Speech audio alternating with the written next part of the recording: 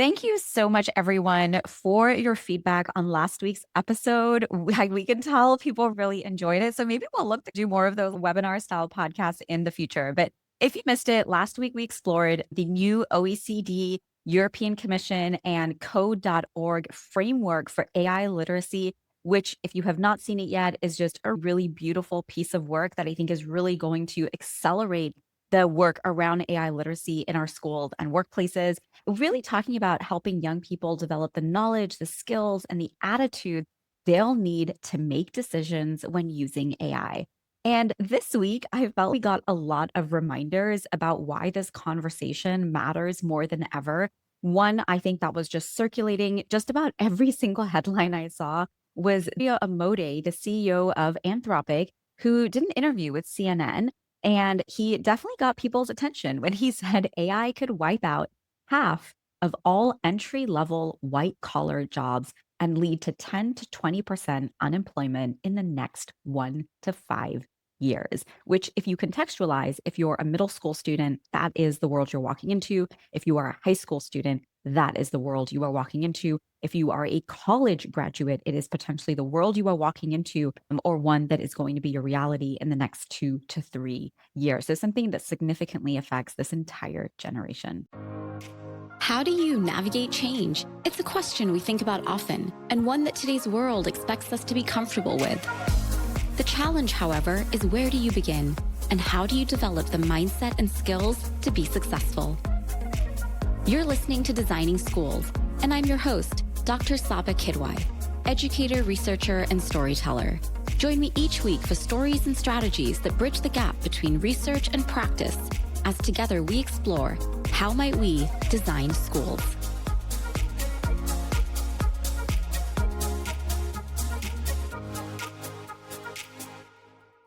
Now, if you've been listening to Dario, you know that this isn't a new warning. Back in January at the World Economic Forum, he clearly said, we are moving towards a world where computers will do most cognitive tasks that people do. And he got a lot of hate for that, which I realized if you're going to be even remotely provocative in this space at this time and give people these warnings, you really need to brace yourself for what people are going to come at you with. So what was interesting about his interview as well with CNN, which of course we'll link for you down below, he said what's striking about this AI boom is that it's bigger, broader, and moving faster than anything we've ever seen before. Yes, people will adapt, but they might not adapt fast enough.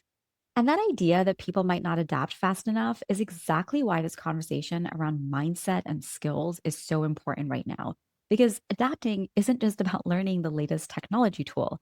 It's really about that mindset about how you think, how you work together, not just with people, but with your AI tool, but also how you are able to identify the patterns and signals and actually have the agency to know that I can do something about this. Stefan, I always say in every single episode, like, we were brave enough to talk about this since day one. What are your takes now when you start to hear things like this? Because I think we are hearing it more and more. I thought it was interesting. One thing I thought about immediately was just kind of news cycles, right? Because he said this is the World Economic Forum and CNN picked it up about the impact on entry level jobs. And I was thinking just a couple of days ago, I had listened to the World Economic Forum one, where he said we might not have any jobs at all, that the AI is going to be able to do everything. So I thought it was interesting that this has got so much reaction, whereas compares to his previous comments is actually also in March at the Council of Foreign Relations, where he said, hey, people might not have any jobs, right? So it was interesting to just see how that was picked up. Now, I think what he's talking about here is a little more concrete, right? Because it's this idea, oh, we aren't going to have any jobs. Elon Musk said that a year ago. You can work if you want to. A lot of people have been saying this. So it's not even like he's the first person to say it, but think about it. It's graduation season. Kids are graduating. They're looking for jobs. The entry-level job market is harder. And it can be for a lot of reasons. The economy, there's a lot of uncertainty in the economy now. So employers aren't aggressively hiring. They're probably not going to, sometimes 2 years ago when interest rates were lower and the economy was stronger, or even if in the pandemic, when they lowered the rates, people just took people. Okay, we'll figure out something for you to do. But they're not making those type of investments in people. They're trying to cut back. They know, you can see a lot more companies, they call them AI first companies now, don't hire someone if an AI can do it, which is true of all technology, but that's standing out. There's all types of anecdotal reports of college graduates struggling to find entry-level jobs. There's a New York Times article about it. There's a Wall Street Journal article. It was covered in the New York Times, like Hardful podcast. There's a lot more kind of coming out about this. And he went on, and the product manager, the chief product officer on Anthropic, who was the co-founder of Instagram, right? So that's cool. You start Instagram, you sell for $1 billion, and then you get to go be a chief product officer, a cool career. But anyhow, he was saying, yeah, we're not a really big company, so we don't really take on a lot of interns. And we don't really need that entry-level employees. We just don't need them. Now, he did say, which I thought was interesting, and we talked about, is that, hey, if there's somebody who comes on and they know how to use the technology, this AI technology really well, we're certainly open to hiring them because basically they can start higher up. They're able to do, and I don't know all the technical differences of the different like engineering levels, but they can do what a level 3 or a level 4 engineer can do. And we do need humans right now still for the level 3 and level 4 and up. I thought that was interesting as well, but a lot of what can be done by entry level employees can be done by AI. Companies are trying to cut back on their expenses, if it's because of the economy or they just want to invest more in AI, or just because they don't need the workers. Like people don't understand, companies only hire workers they need. They've never just been, well, we'll just hire a bunch of people to be nice. They only hire people they need. That's been true forever, throughout history. So they only hire people they need. If they don't need the people anymore, they're not going to hire them. So, and I see it, I typed in our notes, is a little bit of the canary in the coal mine of what's coming, right? If you're younger, coal miners, they took canaries into the coal mine. And then if there was too much nitrous oxide, something that could kill the canary, they'd be like, oh, we got to get out of the mine. That's where the phrase canary in the coal mine comes from. So if they saw the canary starting to die, they'd run. And we don't have to run. That means we have to act. Like we have to take action. We have to respond. And maybe this will propel people a little bit to respond, because that's another thing that comes up. And it came up in the podcast at the Council of Foreign Relations, I know, where he's, look, people need to pay more attention to this. Society needs to start discussing what's coming, not just to build awareness, but to think about how we're going to adapt, to think about how maybe we want to change our economic institutions, how we want to respond politically. So maybe this will mobilize a little bit of action. Because also there's a line in there where it says, if people lose their economic leverage, it becomes harder to make democracy work. Nobody's really picked up on that, but that's also something I've been writing about. Democracy, it's not that old. It's like a couple hundred years old, give or take. And there are theories that people think, oh, we just became enlightened. And then we found out that we had natural rights, and whether they came from God or from nature. And we just became like this more enlightened species, and we decided to be democratic. It's like this kindergarten story of how democracy happened and supposedly why it's going to be maintained. But there are other theories of democracy that say, no, democracy came about because there was more need for human labor in factories, and we needed people to live in cities. And in order to get people to buy into working like that and doing those things, we had to give them a stake in the system. And more people are talking about, okay, the people in power don't really need workers, then why do they need to give them a stake in the system?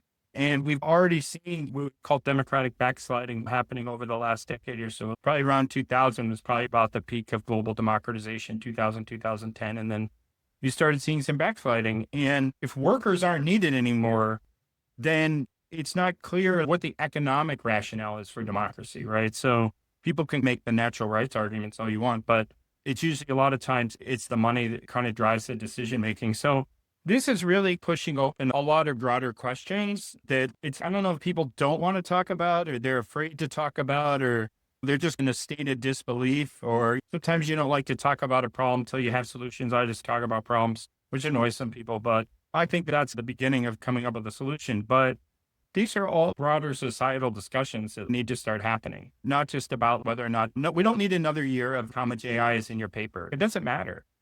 And I think you bring up something really interesting and also really hard. I think for anybody who does want to start having those conversations is there is a tremendous amount of resistance.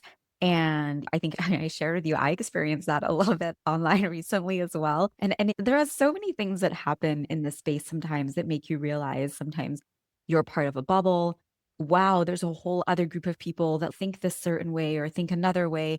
And sometimes when those two groups kind of coincide or collide, for example, Dario saying, hey, entry level jobs are going to go away. I can't even imagine the kind of hate he got for saying something like that, because I remember when he said it at the World Economic Forum, oh my God, people were vicious. People are really vicious in their opinions. And it is interesting to observe how there's not a lot of people who lead with curiosity. When people make these provocative statements, you will get one person who will lean in, but get 10 who just viciously attack you. And I made a comment online recently, and it was a very genuine observation. And if you've been following along, you know that this past year, I went back to start working with new teachers. I just genuinely was curious because, okay, I sit in so many leadership team meetings where we're always talking about teachers, or I was reading all these news articles about burnout and the industry. And then the one that really got me was when Pew did a research report saying that over 54% of people don't recommend this profession. And I'm like, that is just so awful and so sad. And so, anyways, I went back to where I got my credential from, UC Irvine. And I started by just being a supervisor. So this summer, I'm going to be teaching a course on media literacy and technology. But it started with just going out and just observing what was happening. And one of the things that I have noticed over the past year, and I say this even outside of UCI from my own workshops, the reason in the prompting, the Spark prompting framework, there is an A for aspiration. That has nothing to do with the AI tool. That has everything to do with you. Like, why do you care to do this? Why does this matter to you? It's the most quintessential, I think, culture 101 is know your why, be driven by your why. That's what gives you all these things. And I have just noticed a lot of people are extremely detached and disconnected from their why. Because, yeah, that is what happens when you are day to day in a system that doesn't support your why. But the first step to reclaiming that agency is reclaiming and reconnecting with why you do what you do. You realize one of two things. You realize, okay, wow, this is not for me, and I'm going to go pursue another path. Or you're like, holy crap, like I am so far disconnected from this. What are we going to do about it? And I got a lot. I feel like I had my first cyberbullying experience. It was scary that a random person who doesn't even know you could go, and basically it became this little mean club Right. where once I actually addressed her and I was like, in the beginning, I was just ignoring it. But then she started tagging my friend, other people. And I was like, you're crossing a line now. So I messaged her and I was like, hey, I'm going to respond to you. I don't have the kind of time you do, apparently. But when I get some time, I'm going to sit down and I'm going to respond to you. And I was like, so be careful, give me a chance to respond because you're making a lot of assumptions in your post and crossing the line.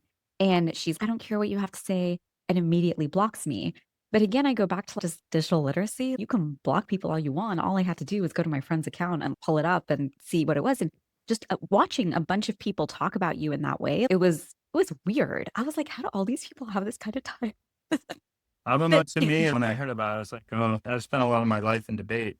Debate coaches, we can be pretty rough on each other. We can debate a lot. So I was like, oh, that's actually pretty tame to some of the stuff like I've seen anyways, experience. I'm But digressing. I'm totally digressing. But the point here is that not a lot of people are ready to hear things. And it made me right, think of when I was doing the documentary with the teachers at Design 39. She said one thing, and that I put in the comments, and she said, non design thinkers go around and around in the problem. They just want to talk about the problem, they go around.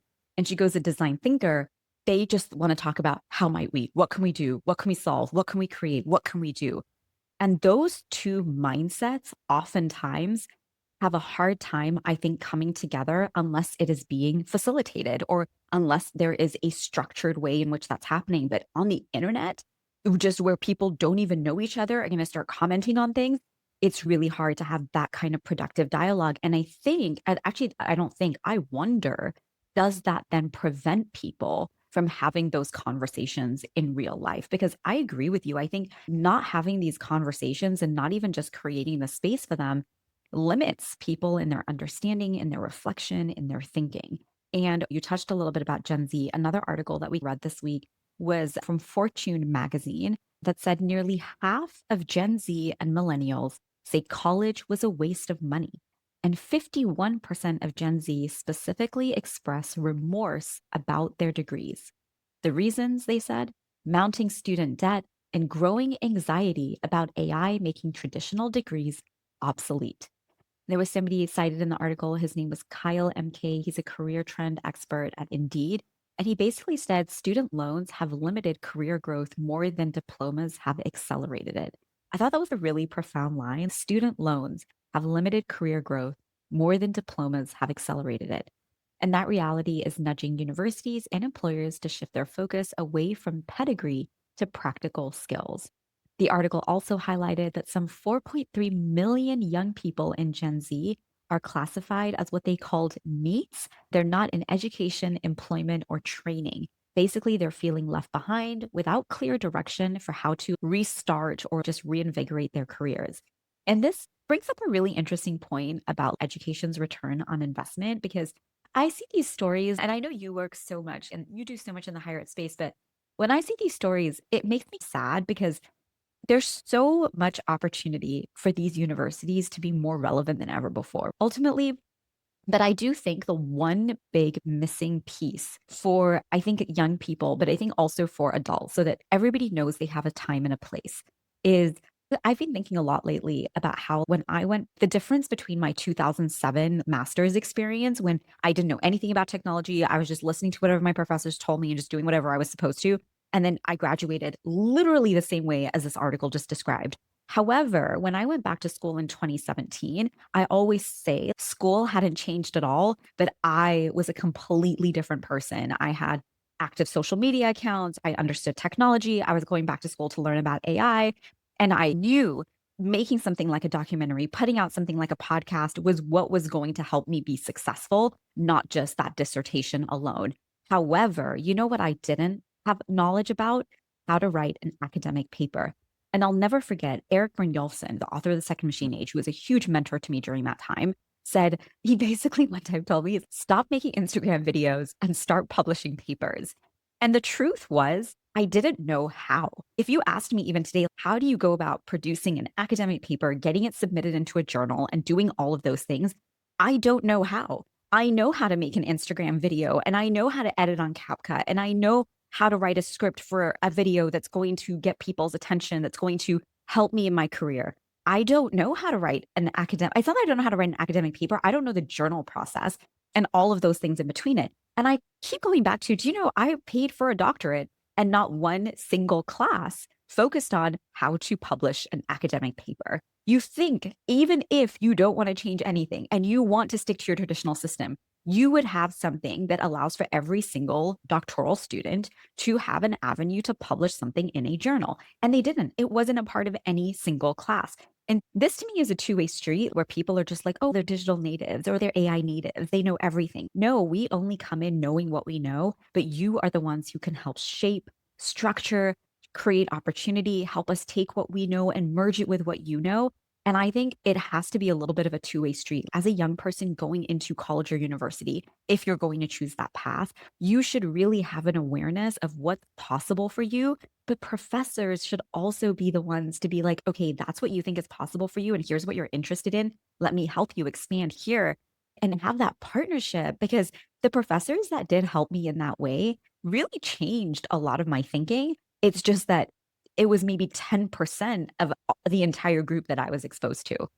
Just to riff a little bit on what you said, I think education's like in a tough spot, but there's also a lot of opportunities. I've been listening more to the Peter Diamandis podcast, and the more I've learned about him, I was like, wow, this guy started like 27 companies. He has PhD and he has an MD and a PhD from MIT.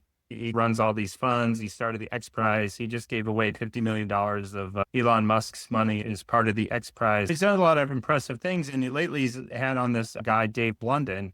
He's actually a professor at MIT, but an entrepreneur in and of itself. He does a lot of stuff in the markets. And he started this fund called the Link XBV Fund, which is a fund that they fund startups for Harvard and MIT students. And he actually bought a building, and a lot of the people who start the fund, they live in this building. And they have the opportunity to collaborate, and he works with them. And it's pretty impressive. But yesterday on the podcast, he had Peter Diamandis on his hit podcast. They were in the basement of this building, and Blunden was like, he asked the students that were present, he was like, all right, which of these is more important to you? Peter Thiel Fellowship, a Y Combinator fund, like you're in the Y Combinator, a Harvard degree, like an MIT degree. And it seemed that most people, they didn't kind of show who was saying what, because it'd probably be a little awkward, but based on the reaction of the crowd, it seemed that most people wanted the Y Combinator. That was what was important to them. And he pointed out, he said, even 3 years ago, everyone would have said the degree. They want the Harvard or MIT degree. Even now, everybody wants the Y Combinator fund. So there's different kind of certifications, right? Formal or informal, of success. And then Diamandis followed up and he did the Ray Kurzweil thing, more change in the next 10 years than in the last 100.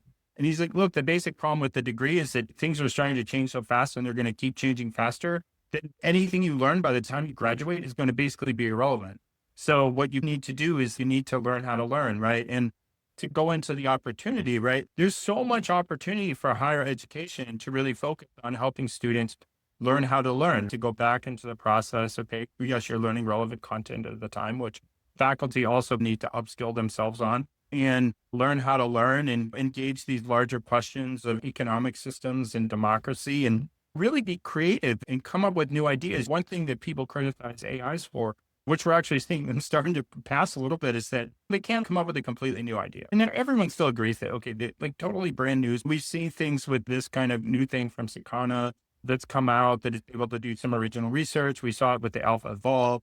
So it's starting to get there, but people are faculty or AI can't come up with original ideas. It's okay, you are right, but why don't you come up with some original ideas for how to manage the AI transition and share them with students? Because otherwise, it's like they want to just keep doing what they're doing. I don't know if you saw, Tim Dacey wrote this article about model collapse, and model collapse is an AI idea that people were saying that if the AI just trains on its output, then you just have this self-referential system, and the system like kind of collapses. And yeah, it's true if the only thing you train on is the output and the output's not unique, but you don't have to go into all that today. They make the output unique. They train it on better data. Your reinforcement learning solves a lot of bit of that, but he's basically saying education has been a model collapse. The only thing we're training people to do is like we train people to do X. So the model assesses their ability to do X, but outside the model, X is not really relevant, right? So the system is self-referential. Education, if it's going to make it, has to stop becoming self-referential. It has to push these boundaries. And faculty say, we don't have time and we're not getting paid to do this. And that's like unfortunate. But if you want to be relevant, you have to do a new thing, even if you don't get paid for it. There's all kind of crazy things going on in the world. We see all these people getting arrested and sent back to countries that they didn't even come from. And I'm not getting paid for this. This is ridiculous, right? You have people who are in kind of the worst conditions of their lives, not getting paid for it, like trying to figure out how to survive, getting sent to Sudan and a country they never even lived in and figure out how to thrive. And it's like, you're a faculty member who still has a job, at least a pretty good job by most like modern income standards. You're like, I don't have time. I don't have time to learn about AI. It's cry me a river. I don't really feel sorry for you. You got to step up. You got to figure it out. You can't just be like, I'm going to just keep winning that AI sucks. It's not better than me. It's getting better. And honestly, it's starting to get better than all of us. I don't know if you use the Claude 4. It's really good. I asked just Gemini 2.5 Pro to create a summary. I gave it the transcript from last week's podcast that we did. And I asked it to write a blog post. And it was really good. I tweaked it a little bit, right? And it's okay. It's better than me. Just admitted it's better than you. So now what do you do now? You can whine. You can say, I don't really have time to deal with this. Life is unfair to me. But I have a PhD, I'm a tenured professor, and I get paid pretty well, and I teach a few classes, and I meet with students, and you can admit that's not too bad of a life. And then you can say, how do I want to deal with AI? Because I can come up with original thoughts, supposedly, and I'm a creative thinker, and supposedly AI is not. So I obviously just went a little off the deep end there, but the point is humans, if we're special and we can deal with things and we create things, and supposedly we can avoid model collapse without, unlike the AIs, then we can do that. And to your point, then we can help students. And look, the reality is the students can also help us because students are learning things and they're not all good, but some of them are good. We're learning things, they're not all good, but some of them are good. And education can become a little bit more of a collaborative learning environment. But at the very least, if somebody's paying you to educate them, then you should try to at least make an effort to, like you say, in your case, to bring it back. Okay, you want me to write journal articles? And show me how to do it. Right? And that obviously varies. If you want to be an academic, then you need more journal articles. If you want to go out in the world and tell people and those kind of things, you really need like that many journal articles, maybe one or two, but more just to you have a journal article, not because you really need it to do your work, but it depends on what you want to do. But if somebody thinks you should do that, if somebody thinks that's the gold standard, and obviously has been in academia for a long period of time, then they should help you like, okay, take your dissertation, you could make an article out of a chapter of that. These are some places you could publish it. This is the normal publishing process. Yes, you're going to spend a lot of time and you're not going to make any money, and the publisher is going to make a lot of money and you're not, and that's going to frustrate you. But hey, capitalism, they can just lay that out and help you get the article published. Even I was working on an article about AI and pluralism, and I wasn't really sure where in the AI, like I know where to publish a lot of debate, communicate, argumentation stuff. I'm like, what kind of journal would I want to submit this to? So I saw on LinkedIn, this guy, I think publishes an article every week. I'm like, oh my God. So I just asked him, I'm like, hey, where do you think I should submit this? This is our article. What do you think? And he gave me a few ideas for a place to submit it. So it's like, okay, but I could have just submitted randomly. So it happened. But I don't think anybody expects anybody to have all the answers at this point, but I think people expect people to try, and there are a lot of people who they're not really trying. They're just trying to defend the status quo or try to get to retirement or something. It's not really going to cut it. But yeah, you're so right of every time when you always say all these things.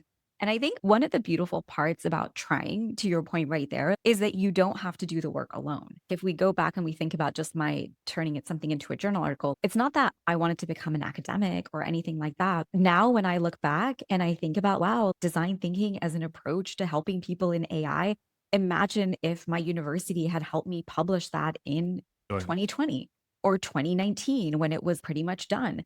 I would have had a really thought provoking, amazing journal piece that would have been insanely relevant to when ChatGPT launched, because that's what my entire dissertation was about. And while I had the documentary, I had the podcast, and that got me access to a group of people. My professors, and this was USC. This wasn't even some random school. This was freaking USC, Yeah. where I attended a lot of classes in person, where I did a lot of things. Like, it wasn't even put on my radar. Okay, you know what this is now going to remind me also is that having a book was also not something they put Yeah. on the radar, right? None of those things were part of it. It was just so cookie cutter the way they had always done things. They had one fixed goal. And I remember the worst line of that entire program they used to repeat over and over: a good dissertation is a done dissertation. So, literally, as soon as you enter the program, the first thing they are telling you, just check it off the list, just get it done. Who in the world is going to be super invested in any kind of learning experience? And at that level, you are opting in, right? This is not K-12 or anything like that. You are genuinely opting in to learn. And the first thing you hear is a good dissertation is a done dissertation. And I get it. They don't want people to go in cycles and perfect things, but it should be really like, what meaning do you want this work to have?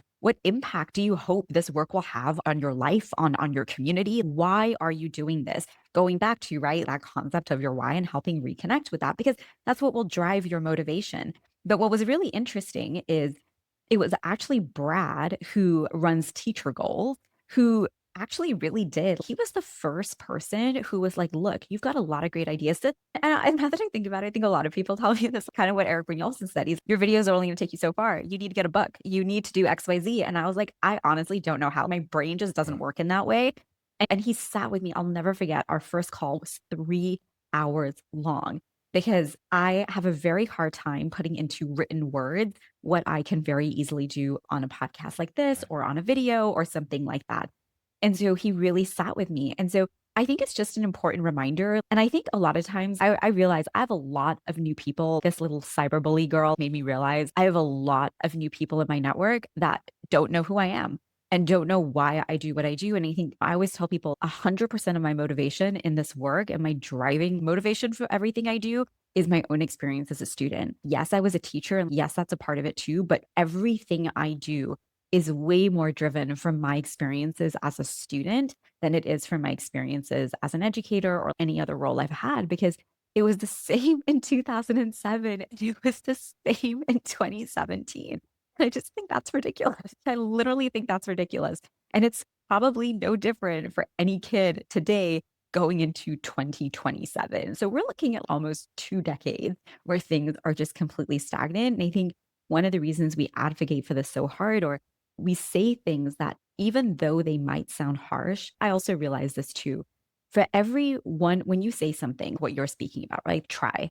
We hear there are people who listen to this podcast that take this and go back. We don't even know who all of you are. We sometimes hear your stories from you months later, but we know that you are there. And this is why we say these things, why we create these things, and why we do these things. Do we know that for every one of you, there are 50 who are going to come and tell us that we are awful, that we don't know what we're talking about, that we don't have empathy for other people?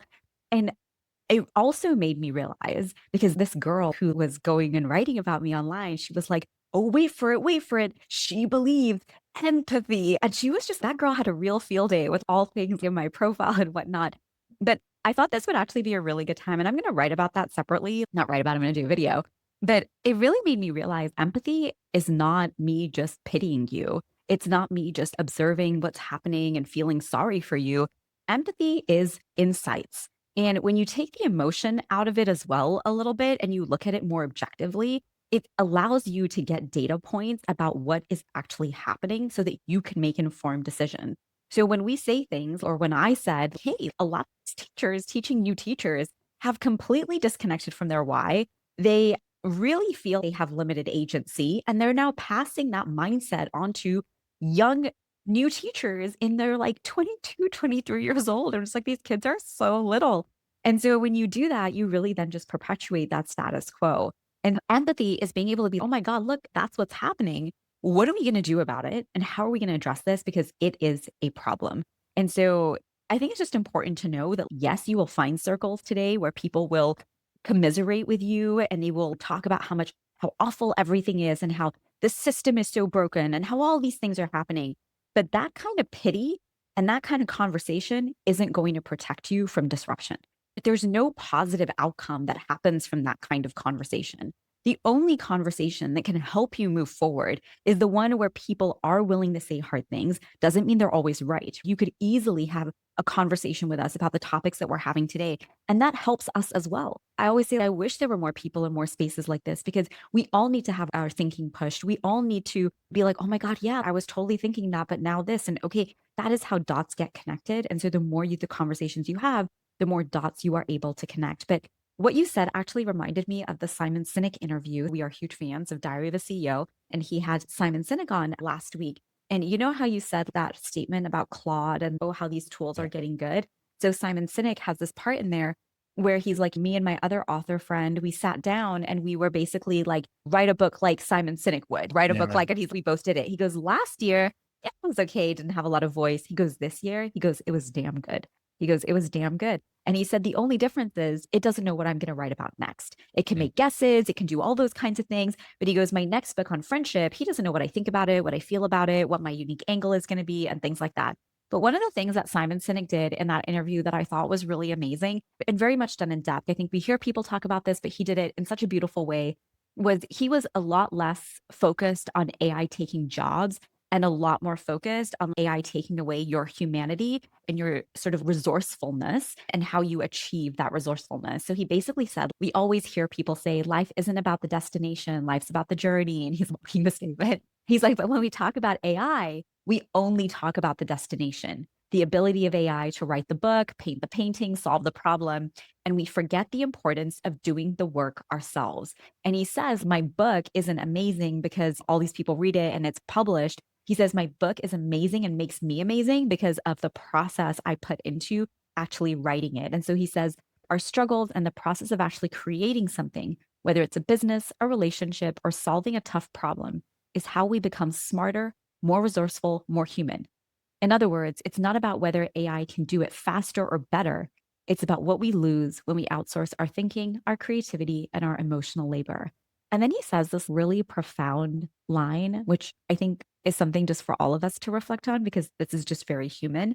He says, a reason many people are afraid to do those hard things and put themselves in that productive struggle is because they have a fear of failure, which I always say is one of the best things that comes out of practicing design thinking is you actually get a method that helps you take steps towards something you might not otherwise have tried in a really safe way. And he says over here, I'm comfortable with failure because for me, failing at 80% is much better than succeeding at 30%. And this fear of failure and embracing failure and this I don't want to fail really limits your dreams and what it is that you are able to do when it comes to creativity and building your resourcefulness.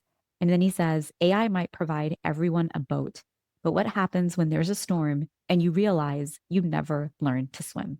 Yeah, I think too, they kind of, and people are trying to say this, I think at a meta level, it makes more sense, right? People be like, the kid doesn't write the paper, they'll never think anymore. As if writing a paper is the only way to think. Crazy bad, you're like, I didn't write journal articles, I did this, I did all this Instagram stuff, I made my documentary, it's not, I think you were thinking. People are like, you talk about living in a bubble. You think the only way people think, not you, but people think if students don't write papers, they're never going to think again. Wow, you're just like completely disconnected from how most people live their lives, right? Most people do not write papers and they think all the time, right? But I think at a meta level, yeah, I mean, if you just have AI just do everything for you, then it's okay. You're not going through that struggle. You're not going through that kind of exigence. What does it mean? And we think a lot about doing about that in the work context, right? We think about those are a lot of the areas that we struggle. And it's okay, how am I going to produce a product? Like, how am I going to produce it? Then it's like, How am I going to market it? How am I going to produce it in a way that somebody wants it? When it doesn't succeed, what am I going to do about it? We talk about that in a lot in the context of work. As Dario says, we're going to have to find meaning in our lives other than through work, right? And we're going to have to challenge ourselves in other ways. And we talked about, I play tennis a lot. I'm not like John McEnroe, but I enjoy playing tennis. I play chess. I'm not the best chess player. I still enjoy, and look, you would never play chess against an AI. It would crush you every time. But I enjoy playing against people, right? So I think we have to find things that there's still the struggle and stuff for us to do where maybe the outcome, in a way, is positive. It's not so consequential. It's not, gee, I'm not going to have any money because I can't bring my product to market. So it's a little less stressful. We're starting to see that a lot in the context of relationships, right? Because people are building friendships. First, a lot of people talking about like romantic friendships or whatever, and there's that element, but other people are just making regular friends with AIs. Okay. And they're going to therapy with AIs. Overheard some young people at a table when I was eating a restaurant the other day. So I think they're a college student. That would be my guess. But this one girl says, who would pay for therapy anymore? ChatGPT is the bomb. And I was like, wow, I'm thinking too, guys wouldn't want to be a therapist because as that generation gets older, they're not going to go to human therapists. But I think the one downside people say is there's no struggle. Right. When you're a friendship, yeah, you get mad at each other, right? More significant personal romantic type relationship. Maybe it works out or doesn't, but you go through this like struggle and you're in a job, you're trying to work with people, right? And with AIs and stuff, just sure, AI tells you you're great. You do what the AI does. There's no struggle. So I think at a meta level, we are going to have to start thinking about why should we struggle? It's easy to say people should struggle when you're not poor. I don't hear too many people really poor say, gee, I don't want to work at AI because I really like struggling every day and trying to figure out how to make rent. So it's nice there's beauty in the struggle when your kind of struggle is real, but not maybe so real that you're not being evicted. So I think there's all like conversations that kind of need to happen around that, but AI definitely reduces the struggle. It definitely does. And so how do you protect that? I don't know. It's hard. Look at schools, right? It's kids struggle, keep struggling. And they're also struggling because they have to go in this building every day that they don't want to be in, right? So there's something inherently struggling about that. They're on the sports team. They probably don't win all their games. That's one great thing about sports or academic competitions. You don't win everything, right? So there's all kind of ways. Life's still going to be hard, but people do tie a lot of their identity to their work. When you meet somebody, one of the first questions you might ask them is, what do you do? Because in a way, you don't ask them like, what do you do for fun? And now in a way, that's a little more personally invasive, right? Than just what do you do for a living? But what do you do for fun might sound like a little awkward when you first meet somebody, but maybe those are the things that like we should ask or care about or those types of things. So I don't know that I have any answers, but like I said, it's important to think about and not think about it. Like sometimes you have a problem, you don't really want to deal with it. So, oh, I don't really have to deal with this till Tuesday. So I'll just ignore it till Tuesday.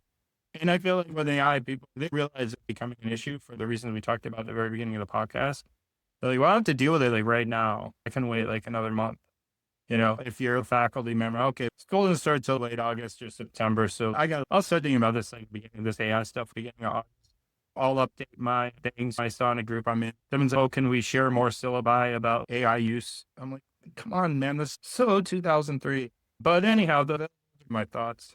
That is some great reflection going into summer. We will definitely be keeping the podcast going. We don't have any plans to. AI has no plans on taking a break. And so neither will we. But if you are looking for any kind of professional learning this summer, we just launched a new mini course called Turning AI Tools into Teammates with Gemini and Canva for Schools. And the reason we chose Gemini and Canva is because they are both completely free. And so if you are looking to, we know when a lot of people said tools like Magic School, School AI and whatnot, this is our first step into AI literacy. We just want to get people comfortable. If you are now looking to take that next step, I honestly cannot recommend the combination of Gemini and Canva. They are your ultimate productivity, creativity assistant. And it really is the first time people inside schools have access to the highest quality AI tool like Gemini 2.5 Pro is just, it's topping so many of the leaderboards and just the different metrics and whatnot that are out there. It is a phenomenal tool. But I think more than anything, it really just starts helping you get that mindset down. What does it mean when I don't just have another tech app or another something like that, but these are actual teammates that I have to delegate to, that I need to lead, that I need to train? One of the things that I really like about the course is we show you how to build knowledge for your AI tools, how to curate those documents, how to train your AI tool. and it's all just $47. And you will continue to get the updates. And there's a couple other things in there that we give you too. But if you're interested, we will drop a link to that in the show notes. And as always, if you have any questions, let us know. Any topics you'd like us to cover, let us know. And we'll see you all next week. It's your turn to join the conversation by sharing what you enjoyed or what questions you have. In a world where time and attention are so valuable, thank you for choosing to listen and for being a part of our Designing Schools community. Leaving a review for the podcast helps others learn about the show, giving them the gift of knowledge and allowing this community to help create access and exposure to ideas and opportunities others may not even know exist.